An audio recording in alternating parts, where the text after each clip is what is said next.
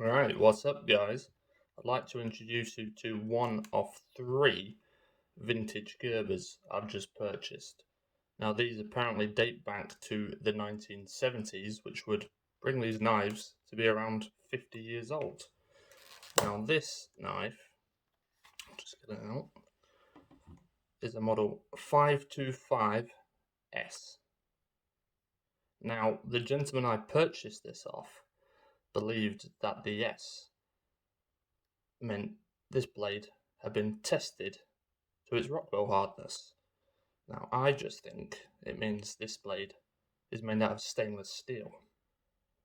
Apparently, you can get these blades made out of 440C stainless or a high carbon steel. Now, I've not seen any made out of high carbon steel, but that being said, in the UK, I'd never seen any of these blades made out of stainless either, so that's new to me. What I can say is that this blade has been tested for its hardness, indicated by this little punch mark here, and the number next to it indicating that it has a Rockwell hardness of 57, which is nice, really. I've seen them online with a hardness of up to 59, but 57 is nothing to turn your nose up at. As you can see, it's a very good looking blade. I can't seem to find much information about these knives online. I was led to believe this style with the ebony handle was actually part of a presentation set. I've seen others dated slightly later in exactly the same style with a rubberized grip. Yeah, I guess they don't look quite as nice in my opinion, so yeah, let's call this a presentation knife. But to me, really, that's just some sales mumbo jumbo and jargon. It's a tool at the end of the day.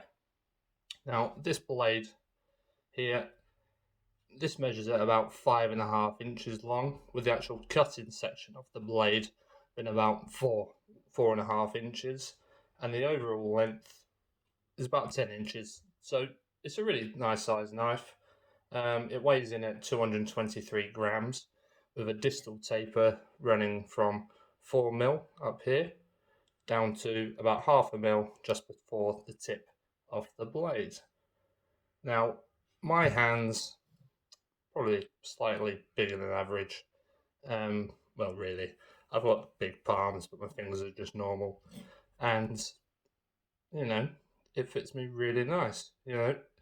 As long as you're holding it in a normal way and not trying to hold it, like this.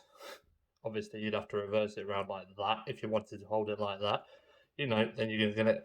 I think people with any size hands will get on just fine. Now, the fit and finish on this blade is absolutely fantastic. The contrast between the stainless steel, the brass, and the ebony handles, in my opinion, looks absolutely amazing. There's no screws to be seen, no rivets, no nothing. It's just a nice, clean looking knife. It looks like they've even ran a piece of silver solder in between the blade, the guard, and the tang. Well, just the blade and the guard, really, to ensure that you can't get any dirt down there and make sure the blade is solid to the handle at all times. I don't believe this knife has ever been used in the field. Would I use it? Yeah, do you know what? I would. It's such a nice knife. It would be a shame not to use it for what it was intended for. You can see that it's got a couple of dings here, and there's a couple of scratches on the blade, but I think, considering it's probably around 50 years old, that's more than acceptable. But yeah, I'd have absolutely no problems taking this out at all. Here's the original sheath for the blade, all stamped up nice. Made in the USA. Nice tanned leather sheath. If this is coming up for 50 years old, it's obviously been looked after. And it fits the blade absolutely beautifully. Once it goes in there, nice snap. That's never coming out ever. Now, I don't know what the reputation of Gerber blades is like today, in 2022, but all I can say is that this Gerber 525S from the 1970s is absolutely fantastic. Now, I've got a couple more of these Gerbers to show in upcoming videos, so hopefully you'll be around to take a look at them with me. Thanks.